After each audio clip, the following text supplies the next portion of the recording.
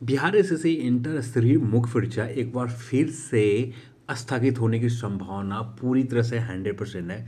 इसको लेकर high court ने एक डिसीजन दिया। हाई कोर्ट में एक मामला चल रहा था, उसके डिसीजन आ गए, तो उस डिसीजन के अकॉर्डिंग फिर से एक बार बिहार एसएससी इंटर स्तरीय मुख्य परीक्षा को स्थगित किए जा सकते हैं। तो इसमें हाई कोर्ट के डिसीजन के ऊपर बात करेंगे और आगे क्या हो सकता है उन सभी चीज़ों के ऊपर इस वीडियो में देखने जा रहे हैं। मैं हूं अविनाश कुमार। इस वीडियो को आप लाइक और शेयर अपने दोस्तों के साथ जरूर करें और चैनल को सब्सक्राइब जरूर कर लें। इस वीडियो को स्पॉन्सर किया अनअकैडमी, इंडिया का लार्जेस्ट लर्निंग प्लेटफॉर्म है। अनअकैडमी पर 1 दिसंबर से एक नया प्लान स्टार्ट हो रहा है, फ्री प्लान। इसके तहत special classes access all Bihar state exam अभ्यर्थी यहाँ पे एक्सेस कर सकते हैं। फ्री में क्लासेस देख सकते हैं, free full length test series देख सकते हैं बीपीएससी बिहार दरोगा के संबंधित, और लाइव क्विजेज चलेंगे T20 जो 20 प्रश्नों को रात्रि के 8 बजे चलते हैं। ये क्विजेज में आप भाग ले सकते हैं। स्पेशल इवेंट और बहुत सारे जो चीज़ें हैं फ्री में आप एक्सेस कर सकते हैं। इसके लिए बहुत ही आसान है। आपको पीपीएससी अनअकैडमी ऐप के ऊपर जाकर पीपीएससी सेलेक्ट करना है। सेलेक्ट करने के बाद आगे की ओर आप देखें तो यहाँ पर आपको रेफरल कोड डालना है। तो रेफरल कोड के लिए एडुकेट अकेडमी 10 आपको सिर्फ डालना है। एडुकेट अकेडमिक 10 रेफरल कोड आपको डालना है, और इसके बाद कोड डालने के बाद अनलॉक के ऊपर क्लिक करने, अनलॉक क्लिक करने के बाद ये आपका कोड सक्सेसफुली एक्सेस फ्री कर लेंगे आप फ्री प्रोडक्ट के लिए। जितने भी क्लासेस होते हैं उन सभी फ्री क्लासेस के, जिसका लिंक मैं डिस्क्रिप्शन बॉक्स में दे रखा। अनअकैडमी डाउनलोड करने के लिंक, अनअकैडमी के बैचेज, अनअकैडमी के स्पेशल क्लास और एमसीक्यू टेस्ट सीरीज के सभी लिंक डिस्क्रिप्शन बॉक्स में दे रखा है। वहाँ से आप एक बार विजिट जरूर करें। आप लेना चाहें फ्री क्लास, फ्री जो 1 दिसंबर से स्टार्ट हो, इन चीज़ों को आप एक्सेस कर सकते हैं। पटना हाईकोर्ट में एक रीट डाले गए थे, पीआईएल फाइल किए थे, उस पीआईएल के जजमेंट आ गए।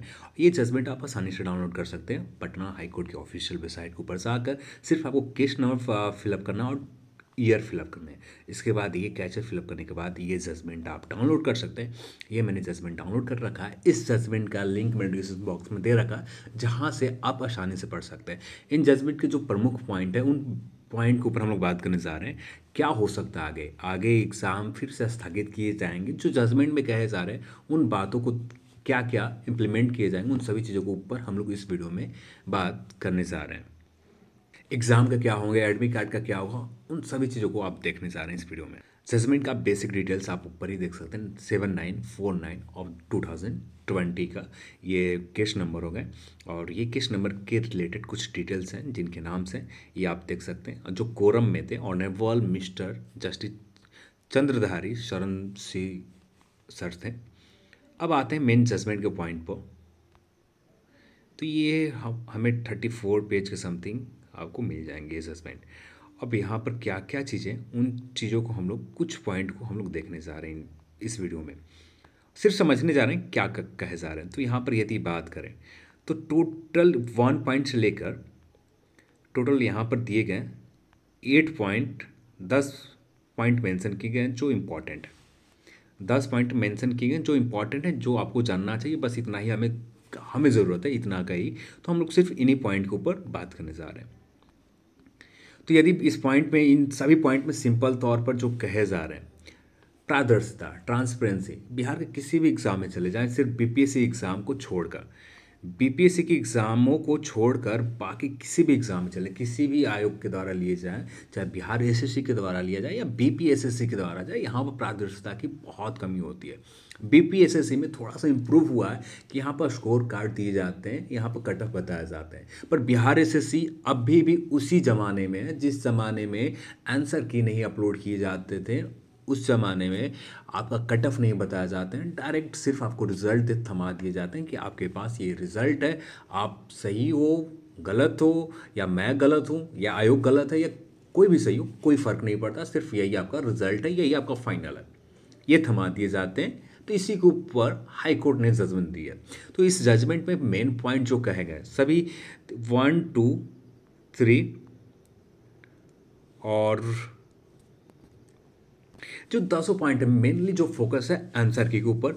यहाँ पर हाई कोर्ट के द्वारा कहे जा रहे हैं कि आप विद इन वीक 1 वीक के अंदर आप इन सभी को आंसर की मूल्यांकन के लिए अपलोड करें वेबसाइट के ऊपर, और इसके लिए एक ऑनलाइन ऑब्जेक्शन लेने की व्यवस्था करें, जिससे सभी अभ्यर्थी ऑब्जेक्शन करें। अब एक कमेटी गठन करें, जिनमें एक बात हो, हाँ, एक एक्सपर्ट की कमेटी गठन करें और उन एक्सपर्ट से आप ओपिनियन लें, और ओपिनियन लेने के बाद आंसर की को यदि फिर से सुधार की ज़रूरत पड़ती है तो फिर से सुधार करें, और सुधार करने के बाद उन रिज़ल्ट को, जो रिज़ल्ट दिए गए, आप प्रीलिम्स एग्ज़ाम में रिज़ल्ट जो पब्लिश किए गए, उन रिज़ल्ट को रिवाइज किया जाए, फिर से संशोधित रिज़ल्ट प्रकाशित किया जाए, ये कहे गए आयोग की ओर से। पर यहाँ पर एक बात और मेंशन किया गया है अगले पॉइंट में, ये पॉइंट नंबर आपको 6 में, यदि किसी भी प्रकार की गलत या किसी भी प्रकार कुछ चीज़ें नहीं मिलते हैं, सारे चीज़ प्रक्रिया करने के बाद आपने ऑब्जेक्शन ली, आपने आंसर की जारी किया, जारी करने के बाद ऑब्जेक्शन लिया एक्सपर्ट से, उन आंसर की के ऊपर देखा, उसके बाद मॉडल आंसर की जारी किया, और जारी करने के बाद कोई एरर नहीं आते हैं, तब उन पुराने रिजल्ट को ही आगे की प्रक्रिया प्रीलिम्स का टेस्ट, जो पुराने commission shall proceed on the basis of result of preliminary test, जो पहले के रिजल्ट आए उन्हीं बेसिस के ऊपर आगे की प्रक्रिया यानी मेंस एग्जाम आप ले सकते हैं। तो ये मोटे तौर पर ये बात कहे गए हाई कोर्ट से। बाकी सभी बातों को आप पढ़ना चाहें तो इसका लिंक मैं डिस्क्रिप्शन बॉक्स में दे रखा है जजमेंट का, वो डायरेक्ट आप डाउनलोड करके पढ़ सकते हैं। अब यहाँ पर बात आती है कि ये जजमेंट के बाद क्या फ़र्क पड़ने जा रहा है। यहाँ पर 9th पॉइंट में एक बात और कही जा रही, कमीशन यहाँ पर सभी अभ्यर्थियों को स्कोर कार्ड क्यों नहीं डिस्क्लोज किए जा रहे, क्यों नहीं बताया जाता, इसके ऊपर भी यहाँ पर मेंशन किए गए। कमीशन जो पैटिशनर है इन्हें इंश्योर किया जाए कि जो मार्क्स दिए गए supplied with the marks scored by them in preliminary test in question, तो यहाँ पर जो सिर्फ कहे जा रहे हैं प्रिलिमिनरी एग्जाम में स्कोर कार्ड के लिए, फिर उन्हीं अभ्यर्थियों के जो इन्होंने पैटिशनर हैं जिन्होंने दायर की थी याचिका, उन्हीं के स्कोर कार्ड अब बताया जाए, ये कहे जा रहे हैं। और आखिरी जो अभ्यर्थी ऑब्जेक्शन करेंगे तो यहाँ पर आयोग पूरी तरह से स्वतंत्र होगा कि आप जिसमें ऑब्जेक्शन लिए उन अभ्यर्थी से, पर्टिकुलर इंडिविजुअल अभ्यर्थी से ऑब्जेक्शन लिए जा रहे हैं, तो उनके द्वारा आपने आंसर कौन टिक किया, disclose the answer in the fact mark by the in the preliminary test. तो यहाँ पर सबसे बड़ी दिक्कत जो है, सभी अभ्यर्थियों को, किसी भी अभ्यर्थी को आंसर की उन्हें कैसे पता चलेगा कि उन्होंने कौन सा टिक लगाया। प्रश्न पत्र दिए नहीं जाते, जो कार्बन कॉपी होती है आंसर की के, ये भी नहीं दिए जाते, ये भी रख लिए जाते। तो यहाँ पर किस बेसिस पर, तो यहाँ पर आयोग को ही चाहिए जो कार्बन कॉपी है ये भी वेबसाइट के ऊपर अपलोड करें, उसके बाद आयोग के जो ऑब्जेक्शन वाले ऑप्शन है, पर यहाँ पर पूरी तरह से क्लियर कहा गया कि ये आयोग के ऊपर निर्भर है, पर आयोग खुद सोचेगी, आयोग के ऊपर पूरी तरह से आज़ाद है, स्वतंत्र है कि आयोग कुछ भी कर सकती है यहाँ पर आयोग भी जानती है कि हमने किसी चीज़ के आंसर की प्रश्न पत्र नहीं दिया, ना कार्बन कॉपी दिया, जिससे अभ्यर्थी इंश्योर कैसे होंगे कि उन्होंने कौन सा आंसर टिक लगाया। ये तो अभ्यर्थियों को भी इतने 1.5 साल क्या, दिसंबर 2018 में एग्जाम हुए थे, 2019 पूरे हो गए, 2020 कंप्लीट हो गए, यानी पूरे 2 साल तक उन प्रश्नों को आंसर को याद रखना बहुत मुश्किल काम है। तो यहाँ पर आयोग को ही आंसर के लिए जो मार्क कार्बन कॉपी है, प्रश्न पत्र, ये दोनों अपलोड करेंगे। मॉडल नंबर आपको जो कार्बन कॉपी सभी अभ्यर्थियों को देना बहुत ज़रूरी है, उसके बाद ही ऑब्जेक्शन लिए जा सकते हैं। पर यहाँ पर क्या होते हैं, क्या निकल कर आता है, ये आगे पता चलेगा। जो है आपके सामने यही अपडेट है। अब बात आती है एग्ज़ाम के ऊपर। एग्ज़ाम को क्या होने जा रहे हैं, एग्ज़ाम फिर से स्थगित होंगे या नहीं। एग्ज़ाम स्थगित होने जा रहे हैं, कंफर्म है कि एग्ज़ाम फिर से आपको स्थगित किए जाएंगे, और इन कामों में जो समय लगेगा, जो ऑब्जेक्शन लेने में, उसे जांच कराने में, उस ऑब्जेक्शन जांच कराने के बाद जो पैटिशनर है उनके स्कोर बताने में, और यहाँ पर एक काम और बढ़ जाता है आयोग को, क्योंकि किसी भी अभ्यर्थी के पास कार्बन कॉपी नहीं है आंसर की का, ना प्रश्न पत्र है, जिससे वो इंश्योर कर पाए कि उन्होंने कौन सा टिक लगाया था। क्योंकि ये समय 2 साल समय हो चुके हैं, इन दो बीचों के दरमियान जो समय हो गए 2 साल हो गए। अब इन 2 सालों में इन सभी चीज़ों को याद रखना सबसे ज़्यादा मुश्किल काम है। आपने कौन सा मान लेते हैं ABC, आपको ये नहीं पता होगा ABC में ऑप्शन क्या है, और चारों ऑप्शन मान लेते हैं याद भी, प्रश्न को ऑप्शन देखने के बाद कुछ याद भी करते हैं तो बहुत ज़्यादा ये पूरी तरह से 100% इंश्योर नहीं कर पाएंगे कि ये ही ऑप्शन को आप ए को ही आपने माना था, ऐसा ऐसा कभी भी इंश्योर आप खुद से नहीं कर पाएंगे। तो ये बहुत मुश्किल काम है। यहाँ पर आयोग का काम बहुत ज़्यादा बढ़ गए। यहाँ पर आयोग का काम, फर्स्ट काम तो मार्कशीट अपलोड करना, सेकंड काम प्रश्न पत्र को अपलोड करना, थर्ड काम आयोग का बढ़ गया कि सभी प्रश्नों को मॉडल प्रश्न डालने के बाद ऑब्जेक्शन लेने। आयोग का जो मॉडल प्रश्न मॉडल आंसर की होगा, ये आयोग जो अपलोड करेगी वेबसाइट के ऊपर, उसके ऊपर ऑब्जेक्शन लिए जाएंगे। उसके बाद एक कमेटी बैठाई जाएगी, एक विशेषज्ञों की कमेटी आएगी, उसे जांच करेंगे और जांच करने के बाद जो आएगा उसके बाद एक लंबा प्रोसेस होगा।